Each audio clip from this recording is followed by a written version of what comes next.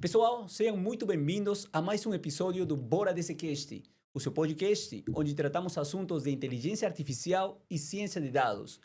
E esse é o último episódio da segunda temporada do Bora DCcast, na que convidamos, durante a segunda temporada, a especialistas e pesquisadores do âmbito acadêmico das principais universidades do Nordeste, que são referência não só a nível local, que também no âmbito nacional e internacional. E neste episódio, a gente discutirá sobre um assunto que nos permite prever, fazer previsões sobre fenômenos sociais, sobre fenômenos naturais diferentes. E séries temporais. E para isso, o nosso convidado de hoje é um pesquisador da área de séries temporais especializado em métodos híbridos. O professor Paulo Salgado, pesquisador do SIM UFPE, com vocês. Obrigado, Davi, pelo convite. É um prazer estar aqui.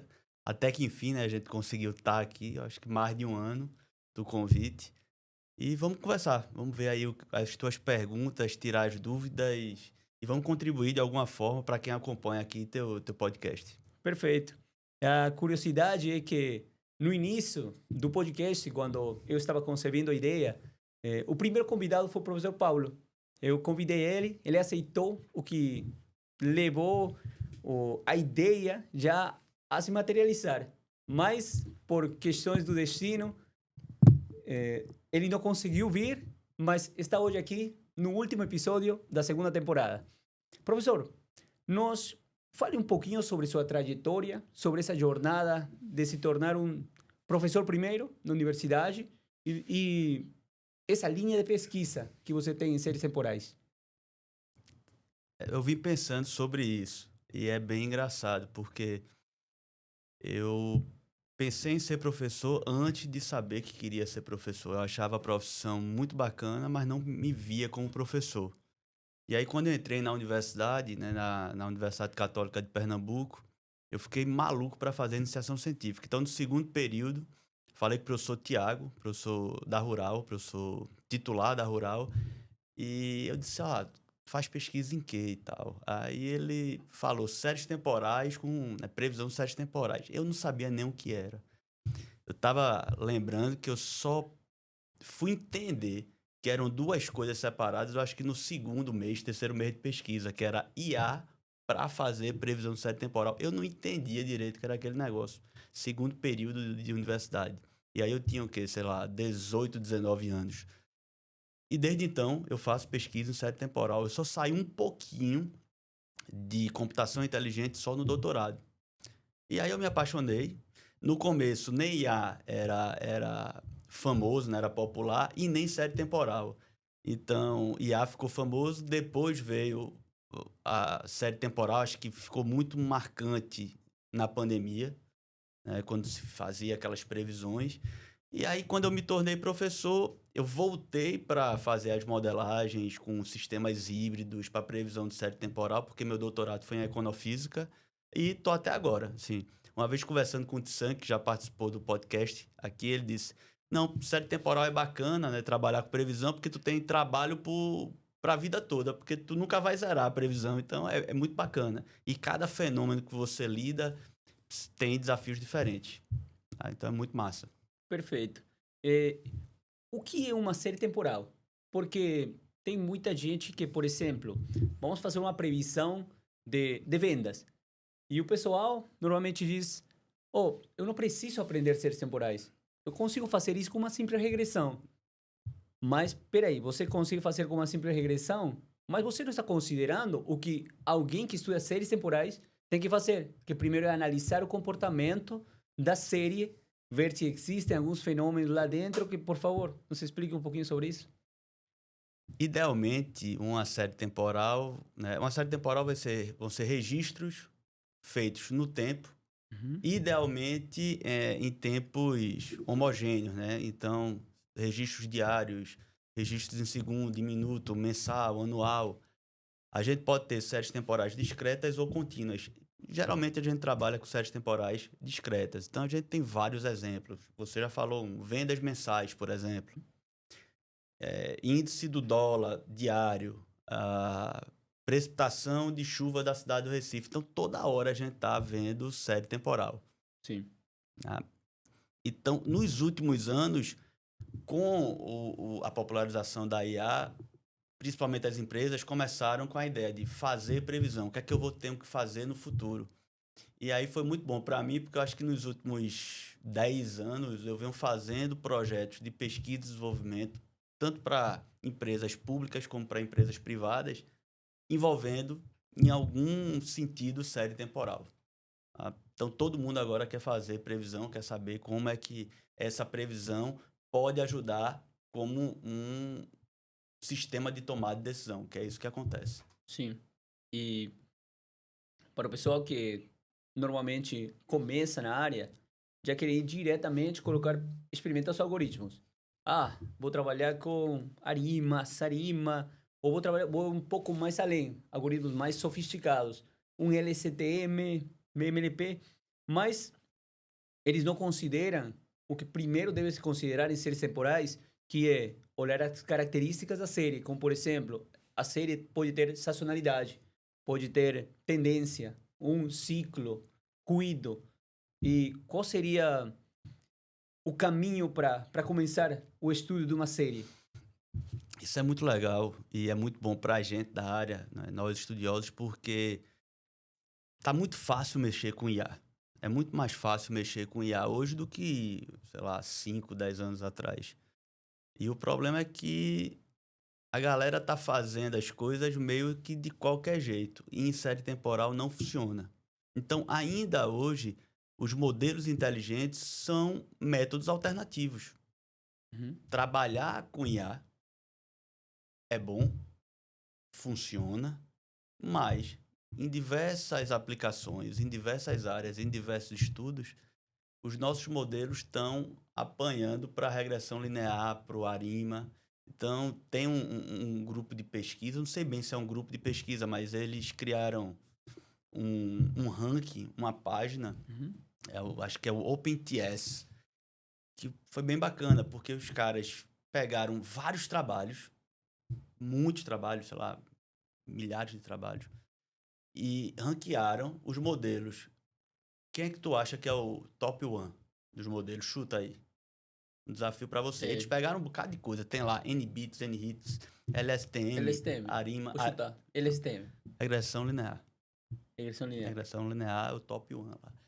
E a gente tem voltado, nas minhas pesquisas, a gente tem voltado a usar a regressão linear. A gente usa muito a ARIMA por conta do arcabouço de Box-Jenkins, né? Que é o livro mãe, né? A metodologia de Box-Jenkins e tal. Mas regressão linear, ARIMA, quando você vai para Machine Learning, Support Vector Regression, são os modelos mais cabulosos para se bater. E aí a SVR pode ser porque a gente tem poucos parâmetros, né? Ou até porque o ARIMA, a regressão linear, você tem poucos parâmetros. Então é muito mais fácil tunar esses modelos e ter um bom resultado do que um LSTM, do que um Transformers. Então, o que é legal da nossa área é porque a gente não tem ainda, e eu acho que dificilmente vai ter, pela diferença de dados que a gente tem, uma bala de prata.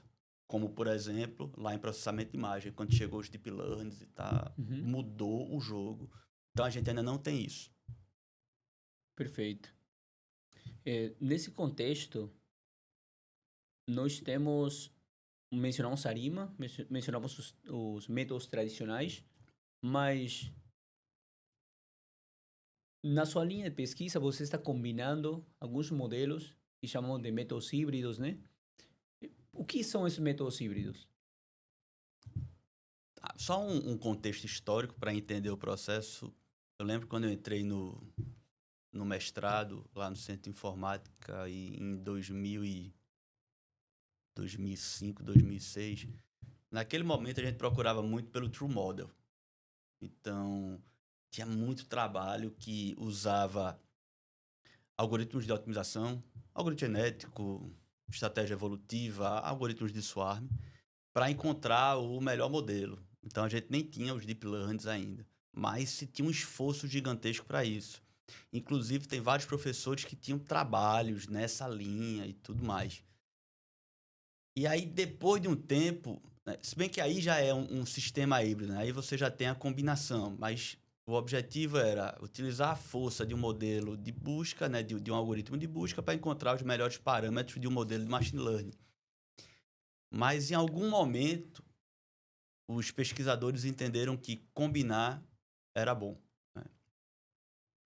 Nesse mesmo tempo que eu estava, na verdade, eu estava no meio da graduação, o Zeng estava fazendo o primeiro trabalho que combinava ARIMA e um MLP. Uhum. Então, o objetivo dele era combinar as forças do ARIMA, porque a vantagem de se utilizar ARIMA, né, que o pessoal pode não levar muito em consideração, é porque ele garante a modelagem dos padrões lineares da série temporal. Então, essa garantia, tá, o ARIMA te dá. E ele é a junção do modelo autorregressivo com médias móveis. Então, e ainda leva, né, a série a ser estacionária. Então, ele consegue fazer um bando de coisa de forma simples e ainda voltou a ser um modelo mais benquisto, né, mais da moda, porque é um modelo caixa branca. Então, você consegue ver os parâmetros do modelo. Isso é muito interessante Uhum. hoje, com essa ideia da gente ter, saber qual é a regra, né? Uma IA responsável mesmo. Tem gente que diz que o ARIMA é IA também, tá? Mas, assim, mas a gente tem o controle dos parâmetros do modelo, né? Então, as redes neurais, a gente não vê isso.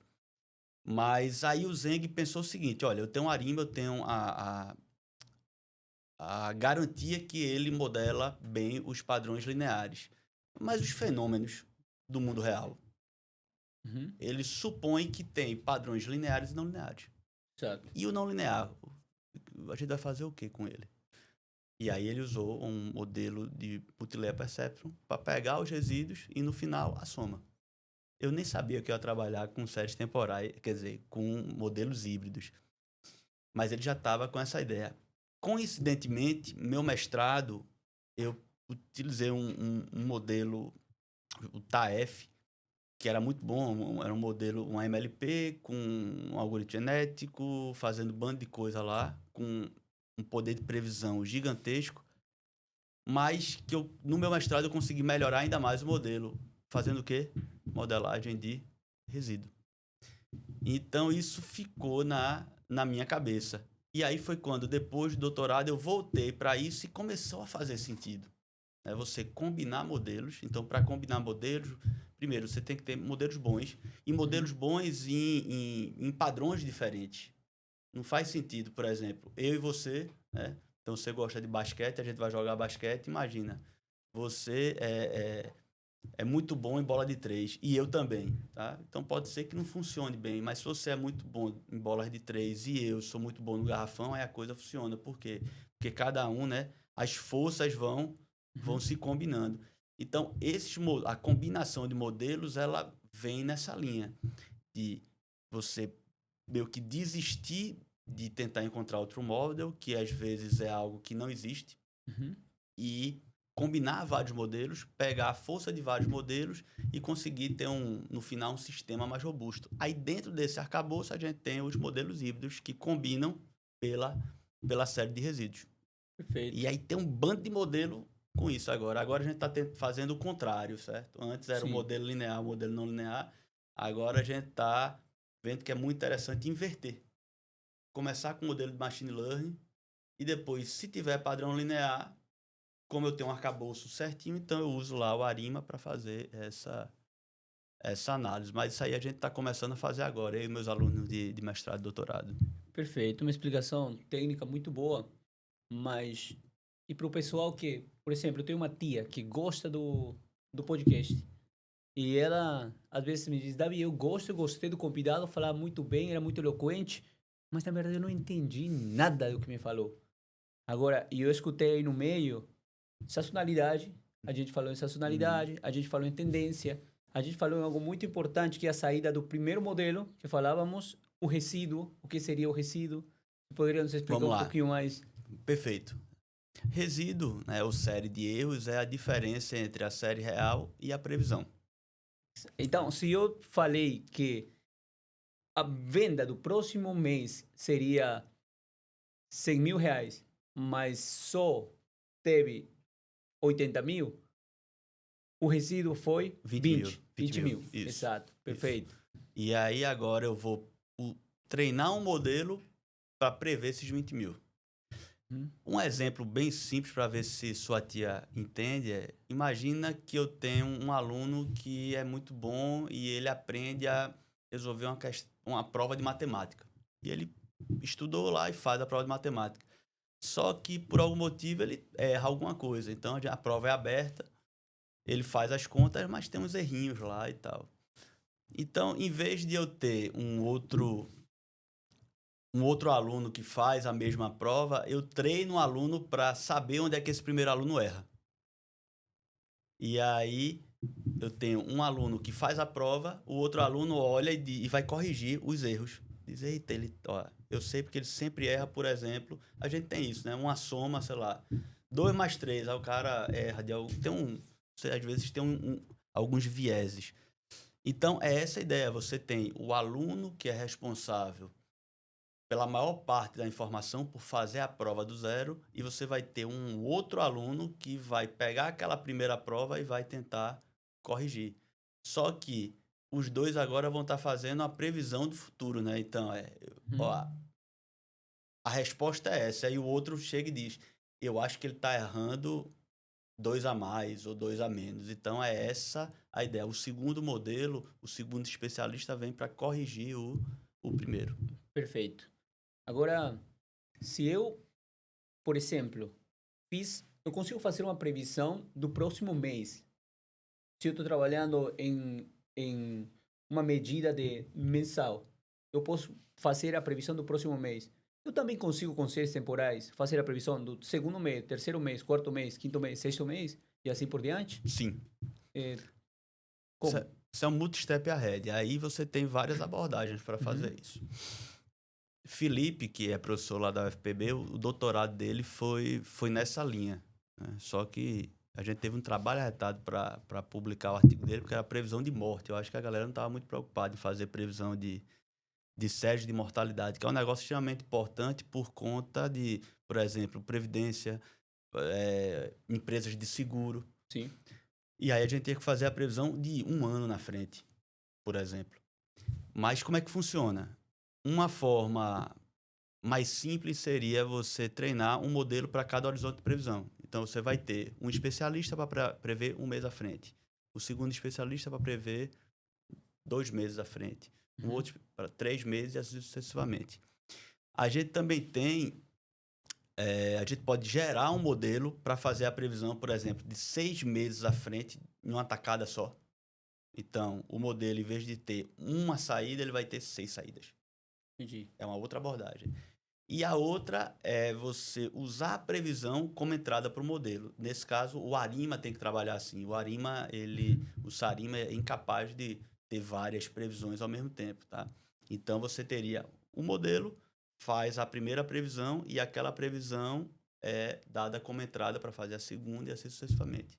Uma recursividade. É recursivo. Sim, mas nesse ponto de recursividade, você faz a previsão do primeiro passo e você vai fazer a previsão do segundo passo com essa saída, né? Do primeiro. Isso. Mas existe um ruído. Você vai colocar... Ele vai com ruído. É erro em cima de erro. E o que quer dizer que, enquanto a previsão é mais longe, é mais difícil? Muito mais difícil. Então, o teu intervalo de confiança ele vai abrindo, assim. Sim. Fica muito mais difícil. A gente tem até um projeto atualmente que o pessoal pensou em fazer previsão de 36 passos à frente. É um projeto é um observatório do trabalho do estado de Pernambuco. Então, a gente está fazendo isso para o governo do estado. E aí, o pessoal veio com uns horizontes de previsão, que aí a minha equipe disse, é impossível a gente ter uma previsão minimamente confiável com tantos passos à frente. Então, você tem um limite. E a tua confiança na previsão, ela vai degradando com o tempo. É exponencial o processo. Tá? Então, você pode até ter a previsão, mas... E aí, a confiança que você tem nessa previsão? Aí, pode servir como algum tipo de... para tomada de decisão, para alguma base de alguma coisa, mas em termos de confiabilidade e previsão, não serve para muita coisa, não. Então, os métodos que você normalmente utiliza são métodos tradicionais para prever os comportamentos de padrão linear Isso. e os métodos mais sofisticados para prever o comportamento do Não não linear. linear. Isso. E falando em linear e não linear, linear estamos falando de quando existe uma variação constante entre as variáveis e não linear quando acelera, desacelera, oscila, né? Perfeito. Agora, falando sobre alguém que está querendo entrar na área de seres temporais, por onde ele tem que começar? Falando em ferramentas, em framework. Primeiro, Davi, é extremamente importante ter uma base estatística, nem que seja mínima. Você saber o modelo, saber os Aí, conceitos. aí a gente está parando já o 90% do É, pessoal que está querendo ir para essa área. isso Você já. mencionou estatística e o pessoal fica com medo. Mas não precisa, né? Você não precisa saber a fundo o modelo. Tá. Então, você não precisa pegar o Box e Jenks Uhum. e sair estudando de cabo a E rabo. desse trabalho matemática por trás, não. Não, veja. Tem que saber? Não. Mas tem vários conceitos que é extremamente importante saber. Como estacionariedade, Uhum. tendência, como você já falou, tendência, sazonalidade. Um conceito extremamente importante, que aí eu fiz um projeto que foi bem engraçado. E aí a gente tinha que fazer, estava junto com a startup, eu era o especialista lá do problema, Sim. e a gente tinha que fazer a previsão de um conjunto de produtos. E aí, conversando com os meninos, eu disse, professor, tá péssima essa previsão aqui e tal. Aí isso aí não é um ruído branco, não. Né? Eu nem gosto de usar essa palavra, porque a galera da engenharia, né, o ruído branco é muito bem estabelecido, né? Que é o impulso em zero e o resto zero, né? Quando você faz a função de autocorrelação. Mas tem alguma correlação linear significativa? Aí quando a gente mediu, não. Então o pessoal estava tentando prever algo que era imprevisível. Sim. Então, para você ver que quem não vai ter uma base, o cara vai dizer que faz algumas coisas que conceitualmente é impossível ser feito. Tá? Então, essa base estatística de saber esses conceitos, tá? Não é muita coisa, mas é você saber de onde vem, para onde vai. Por exemplo, quando a gente pega aquelas bases de dados no Kaggle, né, problemas de classificação, problemas de regressão, tem as entradas, já vem bonitinho as entradas. Ó, as características são essas e tal. Quando a gente vai para previsão de série temporal, já começa mais complicado por aí, porque você não tem as entradas, né? O conjunto não vem dividido. As entradas são essas. Não, você tem que fazer um estudo para definir quais são os lags, né? Quais são os retardos temporais. E para quem quer entender que não é da área, o que é que eu tenho que olhar do passado que é relevante para prever o futuro? Será que é o valor de ontem? Será que é o valor de uma semana atrás? Então, por exemplo, na pandemia, a gente tem uma correlação muito grande de 7, 14 dias atrás. Então, o que acontecia? 7, 14, o cara tinha que considerar. Eu tive um aluno que terminou o doutorado dele fazendo previsão de pandemia e nos modelos a gente levava isso em consideração. Então, imagina, se alguém não tem esse estudo, essa ideia, não bota aí qualquer coisa como entrada achando que o modelo de machine learning, deep learning vai resolver e não resolve. Você acabou de mencionar também algo que diferencia o ponto de partida para trabalhar entre uma regressão simples ou uma série temporal, que é existir autocorrelação. Isso. Se existe autocorrelação entre as variáveis, ou entre o tempo, né? Aí é melhor utilizar uma série temporal. E falando em ferramentas, por onde começar? Sim, ferramenta, desculpa. Vejo Python. O pessoal da estatística gosta muito de R, mas pelo menos meus alunos, a parte do Arima, do Sarima, o R tem alguns detalhes que são mais flexíveis. Você consegue ter uma flexibilidade maior. No Python, acho que é o PMD Arima, você tem algumas coisas que a gente chama que é o Arima Online, tem uns detalhezinhos que né? Que o ARIMA, você estabelece o modelo, mas ele muda os parâmetros a cada previsão de teste. Então, idealmente, o cara fica entre R e Python, mas dá para fazer no Python tranquilamente. E para quem quiser já brincar aí, eu tava semana passada, disse, rapaz, eu vou fazer a previsão com o ChatGPT. Vamos ver como é que funciona. Aí eu pedi para ele fazer a previsão. Aí o que é que ele me responde? Ele gera um código em Python do ARIMA. Eu não pedi para ele gerar o código, aí ele gerou lá o código em Python do ARIMA e disse, ó, aqui, pronto, use para fazer a previsão. Massa, assim. Então, o próprio ChatGPT, ele já entende como o canônico é você usar o ARIMA lá e tal. Eu dei uma série temporal de treinamento, porque eu queria justamente treinar, na verdade, avaliar se a LLM teria poder para fazer a previsão de série temporal como tem para gerar texto. Sim. Aí, falando em nas ferramentas e tudo isso que temos, né? Em Python, como falou, Scikit-learn, Set Models. Isso. Temos também o Prophet, que é uma boa ferramenta, pelo menos para colocar mão na massa já. Sim. É porque que eu não gosto é porque a coisa fica muito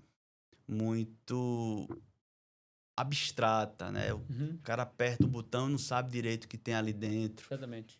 Tem um tal de PyCaret, se eu não me engano. É isso. Que tem um aluno do doutorado que chegou para mim e disse, professor, tem isso aqui. Eu disse, bicho, aí você pode utilizar como ponto de partida, que pode ser legal. Mas negligenciar o ajuste de parâmetros, o estudo do modelo, o estudo principalmente dos dados, é um erro crasso em termos de análise de dados. Sim. Você não pode fazer isso. Então, todo projeto tem um pipeline, né? Todo projeto de ciência de dados tem um pipeline. Digamos que um pipeline básico para atacar uma série temporal seria, primeiro, ter os dados, lógico.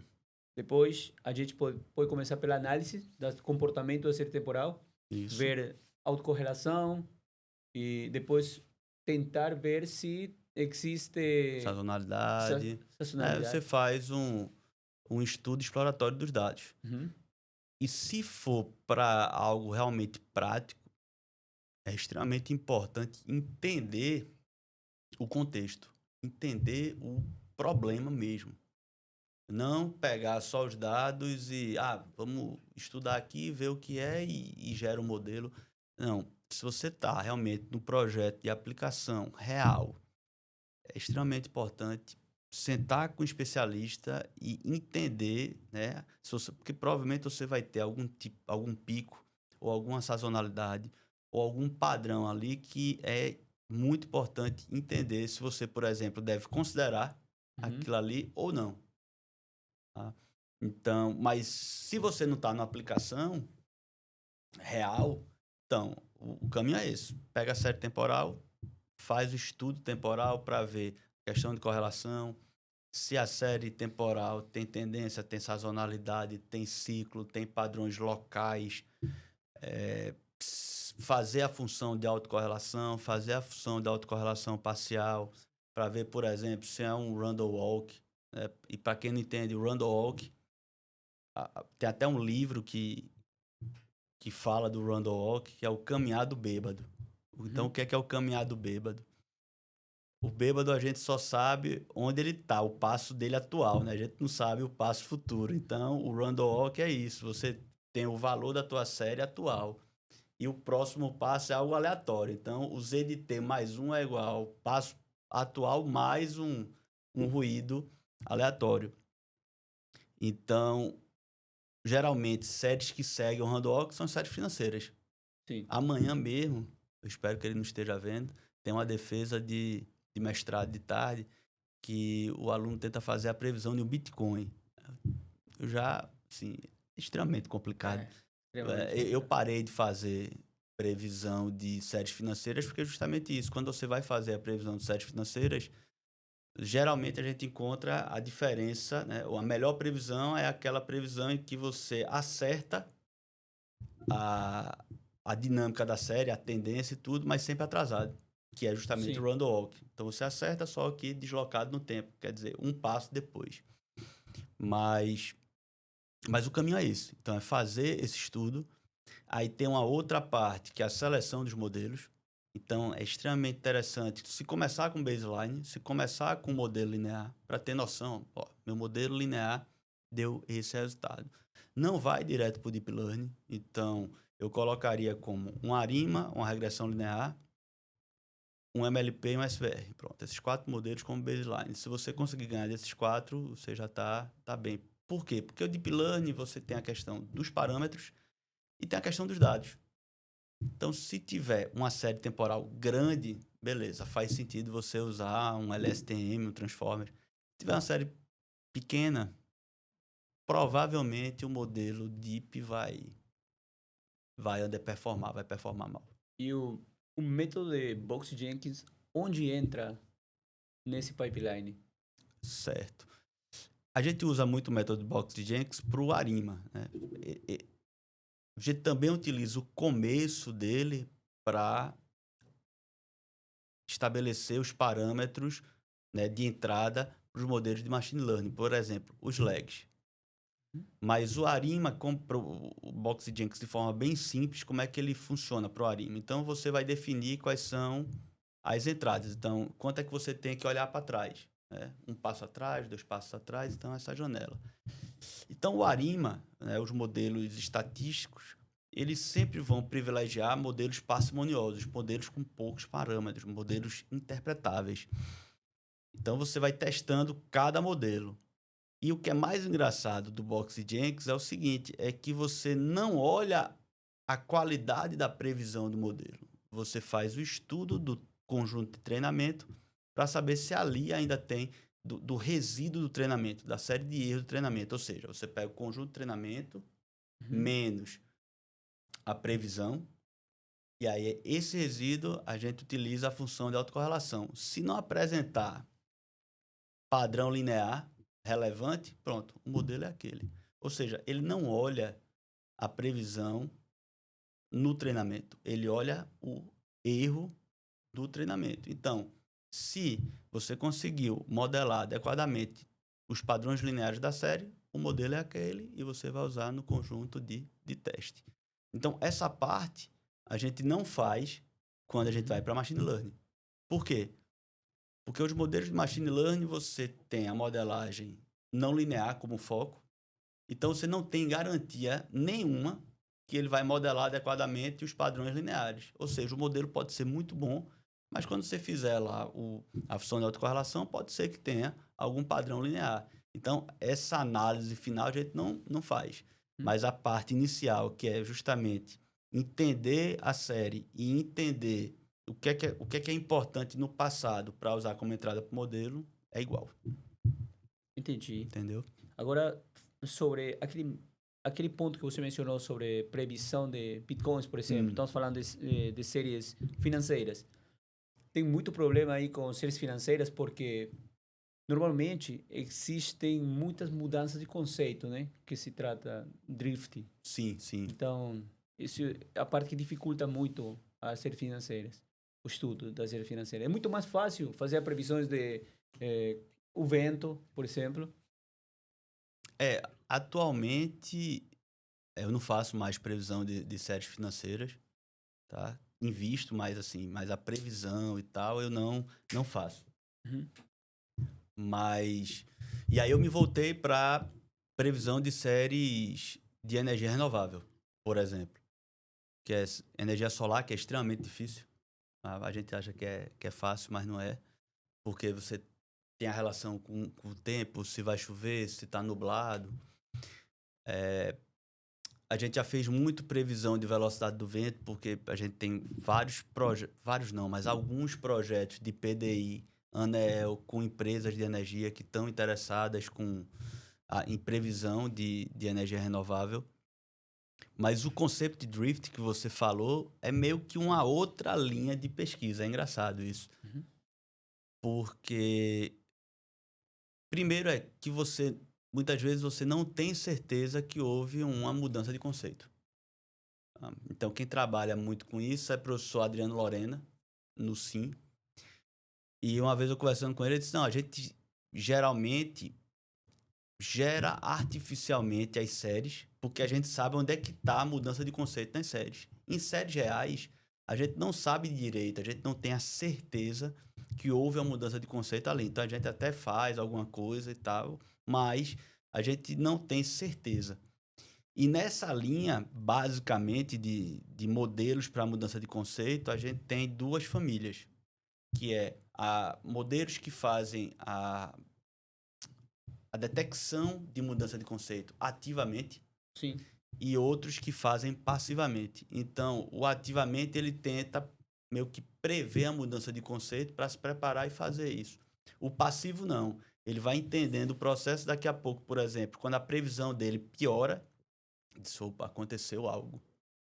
Então, é meio que uma outra linha de pesquisa dentro de série temporal. Se bem que mudança de conceito, você pode ter mudança de conceito lá em classificação, em regressão também. Mas uma forma de lidar com isso, e a gente tem trabalhado nos últimos anos, é com seleção dinâmica, né? Que é você tentar selecionar dinamicamente um melhor modelo para cada padrão de teste. Perfeito. Agora, nos comente sobre projetos que deram certo, projetos, depois também algum projeto que deu errado e o porquê, né? Qual foi o aprendizado que deixou? Certo. O projeto que deu errado, não estou conseguindo lembrar aqui não, mas os que deram certo em séries temporais, eu tenho um carinho muito grande por um projeto que a gente fez para o Banco Central, que foi previsão de numerário para o banco. E aí, bem bacana, a gente já teve 4 projetos com o Banco Central e um especificamente em série temporal, que esse foi previsão numerário. Que o problema basicamente foi o seguinte, o numerário é a quantidade de notas que devem ser colocadas em circulação a cada ano. Então, o Banco Central faz essa previsão e coloca. Só que quando veio a pandemia, bagunçou tudo. E aí eles não sabiam mais como fazer essa previsão. Eles têm um time muito bom. E aí é legal porque os projetos com branco, a gente tem um time que é o cliente mesmo, que quem lida com o problema, e um time de computação, de ciência de dados, que os caras geralmente... Na verdade, os dois times, os caras vão ter mestrado, doutorado, são especialistas na área. Então, a gente fez esse projeto, deu muito certo. E o que foi legal é que o pessoal era tão maduro em termos de saber a dificuldade do problema, que a gente conseguiu gerar vários modelos, que aí eu não vou dizer qual foi o modelo, mas vários modelos, que eles conseguiram entender que eram modelos ou mais leves, ou seja, consideravam poucos padrões de entrada e outros padrões mais padrões, então modelos mais pesados, ou seja, uns respondiam a alguma mudança de forma mais rápida e outros respondiam de forma mais devagar, mais pesada para essas mudanças.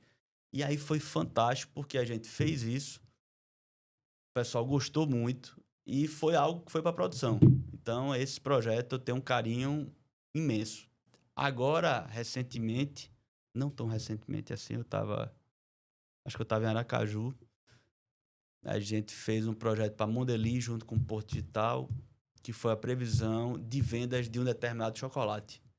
Então, eu até fui no Hack and Play fazer a apresentação, a gente fez o projeto junto com a Lume e também foi muito bacana, né? Entrou no projeto eu e um ex-aluno meu, Jair, que é professor hoje da Universidade Federal do Cariri, e foi massa, porque a gente viu, aí tinha essa parte de entender esse ciclo de vendas. Aí eu aprendi um bocado de chocolate, por exemplo, setembro, velho, tendo venda aqui só, que danado é isso? Não, é porque setembro, tal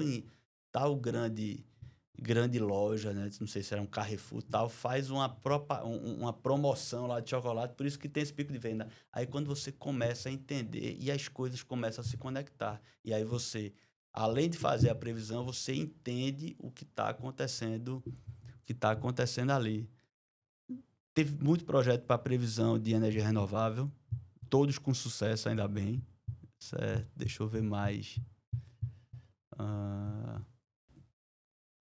O de energia renovável a gente começou fazendo com previsão de vento. Então eu lembro que o primeiro projeto foi chamado Iris. Acho que foi um dos meus primeiros projetos de PDI, e a gente fez previsão de vento para um conjunto de empresas do Sul e Sudeste. Então, quando a energia renovável ainda estava entrando, tá? Não é como é hoje que a gente já está em outro problema, né? Que é ter muita energia solar, né? Muita energia distribuída. Então, a gente já tem outro problema hoje em dia. Mas a previsão em termos de energia renovável é extremamente importante para o cara, porque já que a série de vento ou energia solar são séries intermitentes. Então você não tem, assim, qualquer mudança, você acha que ventou muito hoje, beleza, então vai ventar muito amanhã. Não. Recife, por exemplo, você diz, eita, tá um sol arretado hoje, amanhã tá sol. Não, é Recife bipolar. Então, só que isso é extremamente importante para quê? Para a empresa fazer a operação dela, saber quanto é que ela pode contar, por exemplo, daquele pátio lá que ela vai ter de energia solar ou daquelas turbohélices lá de energia eólica. Então a gente fez a previsão, fazia a previsão para justamente eles operarem e saber quanto é que eles podiam contar dessas matrizes energéticas. Mais projeto, assim, eu fiz muita coisa para energia, mas mais projeto. A gente tem agora, com minha startup, a Prediatec, e são eu e mais um ex-aluno, um aluno de doutorado e um aluno de mestrado, né? Juan, Luiz e Felipe. E agora a gente está fazendo previsão de crime. Previsão de crime. Agora, o que a gente ainda tem é séries univariadas, então a gente faz previsão de, por exemplo, de crimes em Pernambuco. Então é um negócio muito geral ainda. Previsão de crimes em Pernambuco, a gente pegou Ceará, mas a ideia é que em breve a gente tenha essa previsão não só temporal, mas espacial também. Então, por exemplo, você chegar aqui e pegar o centro do Recife ou o bairro aqui do centro. Então, você ter uma previsão dizendo, olha, próximo mês ou próxima semana vão ter tantos crimes CVLI ou CVP. Então, a gente está correndo. Hoje a gente soube que o projeto foi aprovado na FACEP Pro Startup, então em breve vai ter novidade aí. E projeto que deu errado, eu não lembro de projeto que deu, Assim, errado. não dar errado porque tentou se implementar e não funcionou. Algo que, no conceito, vocês perceberam, isso aqui não vai dar certo. Pronto, esse projeto, que aí eu não vou dizer a empresa, porque eu já falei lá do erro, né? A gente não conseguiu fazer a previsão de todos os produtos que estavam definidos. Então, a gente tinha uma carta de produtos, só que tinham produtos que a gente não tinha registros temporais suficientes para modelar, né, para criar nosso modelo, ou a qualidade dos registros era muito ruim. Então, vamos dizer que nesse projeto, a gente tinha, sei lá, uns 20 produtos para fazer a previsão, a gente não conseguiu fazer dos 20. Então, isso aí foi um que poderia ter sido melhor se a gente tivesse feito esse estudo anterior, tivesse dado uma olhada nos dados para realmente dar uma saída mais assertiva para o cliente. Sim, e nesse caso de previsão de venda de produtos, por exemplo, tem produtos para uma empresa ou para um setor, tem produtos que se vendem muito mais e dentro produtos que se vendem menos e outros produtos que se vendem muito menos. Isso. E aí, se você tenta fazer uma previsão de tudo conjunto, o erro vai ser maior para os que vendem menos, normalmente. Pode ser. Aí é uma coisa que eu não tenho um braço para entrar agora, mas tem uma galera aí, uns amigos já entrando, os pesquisadores, que se chama previsão hierárquica. Como é que funciona? Basicamente, tem duas formas. Tem a top-down e a bottom-up. A top-down é você imagina mais ou menos, aí você soma todo mundo. E aí você tem um modelo que faz a previsão dessa soma desses três. E um outro modelo faz essa distribuição. Então, você vai ter meio que dois modelos. Sim. Esse primeiro modelo faz o total de produtos foi esse. E um outro modelo faz essa divisão de quanto cada um. E o outro é o bottom-up, que é se você tem três produtos, você tem um modelo para cada produto, faz a previsão desses três e depois um outro modelo agrupa e faz a do total. Perfeito. Mas aí é uma outra área de pesquisa. É outra coisa já. Agora, dessa segunda temporada, tratamos muito sobre a incidência da inteligência artificial, o contexto atual que está no hype, e com esse contexto atual, qual seria o futuro da área? Neste nosso caso, qual seria o futuro desta área de séries temporais, considerando o avanço significativo das LLMs, por exemplo? Certo. Boa pergunta. Eu fico pensando nisso todo dia. Eu não penso muito em série temporal. Eu penso muito no meu emprego, não, mas... Foi esse teste que eu fiz com o ChatGPT. Então, a primeira coisa, ele gerou o danado lá do Arima. Eu disse, não, eu quero que você faça a previsão. Aí ele explicou ainda a previsão, não foi uma previsão tão boa, mas é algo que eu queria fazer, por exemplo, pegar o Gemini, o Sonnet, várias LLMs e dizer, olha, faça a previsão dessa série, mas não utilizando... faça você, certo? Para ver o que é que sai. Sim. Mas eu acho que para série temporal ainda não tem. Agora, o que pode acontecer, Avi, é com a capacidade dele de pegar informação de vários lugares. Mas para série temporal, o tempo é algo espetacular. Então, na hora que a LLM conseguir, né, tá sendo atualizada, não diariamente, mas minuto a minuto, segundo a segundo, aí a gente pode ter uma previsão de série temporal, um negócio realmente impactante. E aí, no ramo financeiro, em vários. Por quê?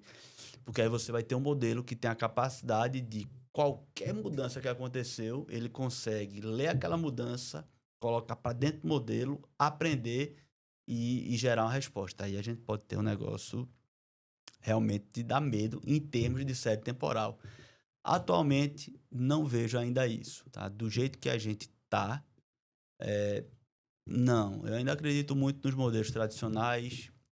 Tem muita coisa saindo, mas é estranho até porque, por exemplo, vem um modelo novo, aí o cara pega esse modelo novo e compara lá com os modelos novos apenas. Mas o cara não bota aquele modelo, o capenguinha, o arima, a regressão linear para comparar. E muitas vezes esses modelos mais simples ganham. Então, acho que a galera tá fazendo muita coisa, mas é como se fosse uma bola de neve meio oca, que não tem nada dentro, sabe? Porque eles esquecem de comparar com coisas mais básicas e muitas vezes perdem. Então, em série temporal, pensei agora, se isso acontecer aí, eu perco meu emprego. Uma pergunta que normalmente se faz o pessoal é que será que uma LLM hoje em dia vai conseguir modelar melhor que um cientista que está dedicado ao conhecimento do negócio? Ou será que o cientista vai virar um orquestrador de séries, se ajudando da grande capacidade dos modelos LLMs? Boa pergunta. Eu espero que seja o orquestrador. Sim. Tá? Mas até porque se a gente chega nesse, né, dela conseguir fazer tudo, é quase um AGI para séries temporais, né? Então, mas eu espero que a gente ainda fique como o orquestrador. Mas eu não sei, sendo bem sincero, né? Há 5 anos atrás, 3 anos atrás, eu dei algumas entrevistas e aí eu dizia, não, pô, não fique tranquilo, a IA não vai... Hoje eu já não sei, porque o crescimento é exponencial. Sim. Né?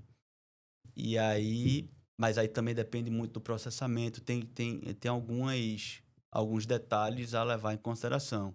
Mas eu ainda acho que a IA ela vem para ajudar muito quem sabe mexer com ela. Exato. Certo? Então, a capacidade da gente criar coisas vai aumentar. Né? Porque em vez de você... Pronto... Uma coisa que o pessoal tem que começar a se preocupar é daqui a pouco você pode não precisar mais de aluno de mestrado, doutorado, né? A IA tá ali para dizer, ó, faz isso, faz aquilo. Mas eu não consigo ver a IA com a capacidade de ser um pesquisador. Exato. Né? De pensar, né, fora da caixa, de pensar em coisas novas. Aí ainda não. Sim. Eu acho que as LLMs vêm como um grande poder para, não somente para os cientistas, nem para pesquisadores, para todo mundo. E todo mundo tem que Isso. entender como funciona e tem que entender que tem um poder na mão para desenvolver.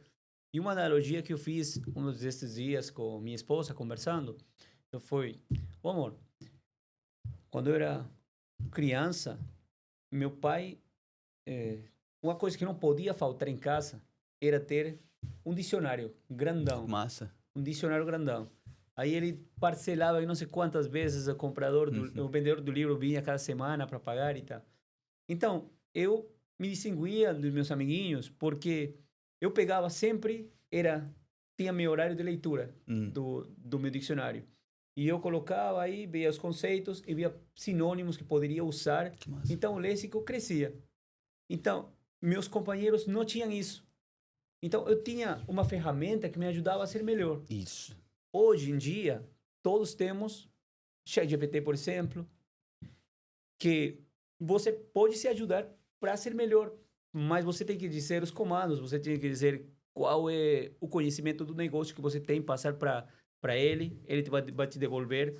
Porque, por exemplo, você quer fazer um modelo, você coloca os dados e você pede para ele te entregar o código inteiro. Sim. Você executa e ele te envia os resultados. Aí você apresenta para a área de negócios e a área de negócios diz, mas não, isso não condiz com a realidade. E a área de negócio é muito importante no trabalho, porque a gente tem que entender como funciona o negócio para poder modelar. E resulta que os dados estão aí, mas você não fez as técnicas adequadas para tratar esses dados faltantes, anomalias. Isso. Então, temos que... Acho que vamos ser melhores utilizando a ferramenta que temos, né? Isso, veja, a tomada de decisão tem que ser sua. Uhum. Né? Então, você falou bem aí que a gente dá o comando, mas a gente diz o que tem que ser feito. Tá? Sim. O problema é que, sendo pessimista agora, é que eu acho que não sei, né? Eu tenho um filho de 7 anos. Eu não sei como é que vai ser o pessoal com chat GPT. Por quê? Porque uma tarefa de casa, você colocar lá, ele vai fazer para você. Então, se o pessoal brincar, daqui a um tempo a gente vai ter 2 grupos. O que usou o chat GPT para realmente ajudar e ser melhor, como você disse, e a galera que usou o chat GPT para fazer tudo. Para fazer tudo. Então, é meio maluco isso.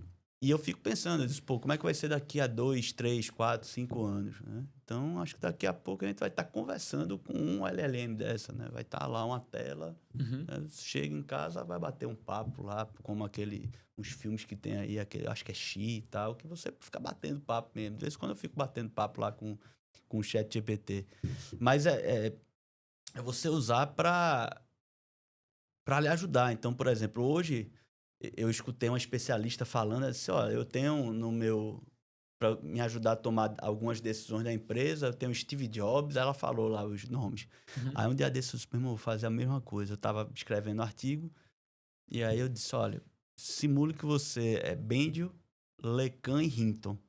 Me ajude aqui. Eu disse, eu escrevi esse resumo. Aí ele disse, não, veja, o resumo tá bom, mas eu escreveria assim, não sei o que, o estilo assim. Eu disse, pronto, é isso que eu quero, entendeu? Então, eu estava usando para me ajudar, como se eu não tô só ali, né, entre aspas, mas eu tenho, teoricamente, especialistas, em vez de eu estar sozinho trabalhando, mas eu vou ter ali alguma coisa que está me ajudando a melhorar meu texto. Então, eu começo a aprendo palavras novas, formas novas de falar algo. Então, eu só tenho a ganhar com isso, confiando que ali tinham 3 agentes simulando esses caras, tá?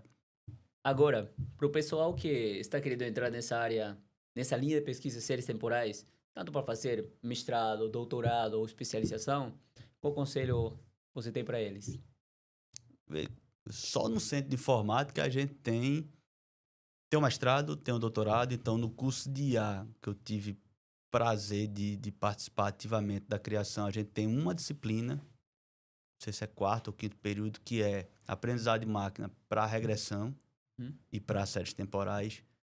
No mestrado, a gente tem disciplinas de séries temporais, no doutorado também. No nosso curso de ciência de dados, a gente também tem lá a disciplina de séries temporais, mas não tem em Deep Learning, em Analytics também tem, mas não tem escapatória. Você vai ter que, se você quer realmente saber fazer análise, modelagem, previsão de série temporal, vai ter que cair um pouquinho na estatística. Não tem como. E tem que saber como os modelos funcionam, porque a galera também quer colocar os modelos, como você falou aí. Não, pô, o LLM roda lá, gera o modelo e pronto, seja o que Deus quiser. Não, ele pode até gerar o modelo, pode até treinar o modelo, mas você tem que olhar para ver se o que ele fez tá fazendo sentido. Então, Davi, estudar essa parte de estatística e adaptar, né, os modelos de machine learning. A gente tem muita coisa, muito livro, muito artigo. Então, facilmente você consegue dar os primeiros passos na área. Idealmente é fazer um curso de pós-graduação, ou lato sensu, ou um curso de mestrado, doutorado. Perfeito. Agora, nos fale um momentinho sobre sua startup. Ah, tá, massa. A gente criou a startup, acho que foi abril agora, foi março ou abril. E aí eu e mais 3 alunos, porque apareceu uma oportunidade de colocar 2 produtos no Polo Tech, o Parque Tech da UFPE. E também a gente está tendo isso, uma coisa fantástica, né? A FACEP, junto com o governo do estado, vários editais. Então, tem o Cientista Retado e tem os Desafios Gov, que são para startups. Então, a gente criou a startup para entrar num desafio desse. E aí, a startup, ela tem esse pré-diatec, né? Então, tem essa ideia de fazer previsão, mas não só previsão. Então, a ideia é utilizar modelos estatísticos e de machine learning para resolver problemas, né? Então, criar sistemas de apoio de decisão. Mas a gente tem dois grandes produtos que a gente acabou de sair da pré-incubação agora do Parque Tech, que é o Guardiã, que é previsão de crime, e aí é um negócio gigantesco, né? Eu estava lá conversando com o pessoal da CEPLAG, então não é só a previsão de crime, você tem várias outras coisas. Então, eu já conversei com a galera da Polícia Civil, então a gente está conversando com o pessoal tanto para pegar dados, mas para entender os problemas que existem. E o outro produto é a Energia, que aí Luiz veio com um problema que eu não conhecia, mas é um problema extremamente complexo que se chama curtailment. Que danado é isso, né? Hoje tem muita gente gerando energia solar de forma distribuída em casa, certo? O problema é o seguinte, tem uma galera fazendo isso. Só que o sistema, você vai ter a usina gerando energia e você tem, basicamente, um pessoal gerando e alguém gastando. Quando você gera e não gasta, você joga na rede. Pronto, tem um momento que tem tanta energia na rede que você tem que chegar para a usina e dizer, ei, para de gerar energia. Imagine o prejuízo que dá uma usina parar de gerar energia ou pegar aquela energia e jogar fora, enfim. Então, esse é o curtailment, que é justamente a usina, né, a grande geradora de energia, parar de gerar energia. Mas aí a gente está querendo melhorar a energia, não é melhorar, né, mas abrir outras frentes, que é, por exemplo, detecção de fraude, um nome bonitinho, é perdas não técnicas, né, mas é detecção de gato. Então, a gente fez um projeto há um tempinho atrás para a CPFL, que foi justamente isso. Detecção, foi junto com o professor Luciano Barbosa, lá do SIM, Felipe, uma galera lá do Centro de Informática, e a gente fez previsão e deu certo, tá? A gente teve, sei lá, foi 60% de acerto. Então, a galera foi lá em São Paulo, no interior, foi na casa da galera, na casa não, né? Em algum, ó, como é que tá essa energia aí? Então, teve alguns casos que, quando a gente não acertou, é porque, por exemplo, eu não tinha ninguém em casa, ou o cara tinha mudado, tipo, teve um caso que ficou na minha cabeça, que era uma oficina que o cara mudou tudo pro pneumático. Então, o consumo de energia dele foi lá para baixo. Então, a gente também pensa no Energia fazer colocar essa função a mais dentro do sistema. Mas estamos andando, acho que 3 meses, 4 meses. Então, a gente já teve esses 2 projetos e saiu o Pro Startup agora. Vamos ver para onde é que vai dar. Que bom, vai dar certo, vai ser um sucesso esse projeto. Agora, antes de finalizar, vou recomendar alguns livros para o pessoal que quer entrar na área de séries temporais e estudar. Olha aqui, The O'Reilly, temos Análise Prática de Séries Temporais. Um muito bom livro que justamente tem problemas de estatística e apreensão de máquina também. Predição com estatística e aprendizado de máquina. Então, daí você já tira, né? Que não é só Isso. aprendizado de máquina. E o outro é livro de econometria de séries temporais, para o pessoal da economia que vem normalmente com problemas sociais. Então, esses 2 livros. Você tem algum livro para recomendar de cabeça? Tem o Boxe Jenkins, que aí é a Bíblia. Sim. E também um livro que eu gosto muito, não é só para série temporal, mas é um livro antigo, mas fantástico, que é o Machine Learning do Tom Mitchell, se eu não me engano. E é para quem, por exemplo, quer entrar na área. Então vai ter uma partezinha lá de séries temporais, mas ele explica de forma espetacular técnicas de Machine Learning. Então vai ter lá algoritmo genético, vai ter lá rede neural, vai ter lá um bando de coisa que é bem bacana. E também, para quem quer entrar em redes neurais, tem um livro de Tereza, que é Tereza André, que é lá de São Paulo. Tereza, nossa professora aqui. André e um professor da UFMG, que agora fugiu o nome, que é o de redes neurais artificiais. Então não é de séries temporais, mas eles dão uma boa base em redes neurais, que é um modelo mais utilizado dentro de Machine Learning, dentro de IA, para fazer previsão de série temporal. Perfeito, professor Paulo. Aí, o professor Paulo, muito obrigado por ter vindo participar e entregar esse conhecimento, toda a sua experiência aqui no Bora DCcast. E para vocês que estão nos acompanhando, por favor, deixem seu like, comentem, deixem-nos saber o que vocês têm achado desse episódio e também de toda a temporada, a segunda temporada, que hoje finaliza. Comentem, deixem-nos saber o que vocês acharam, porque a sua opinião importa. Muito obrigado. Até o próximo episódio.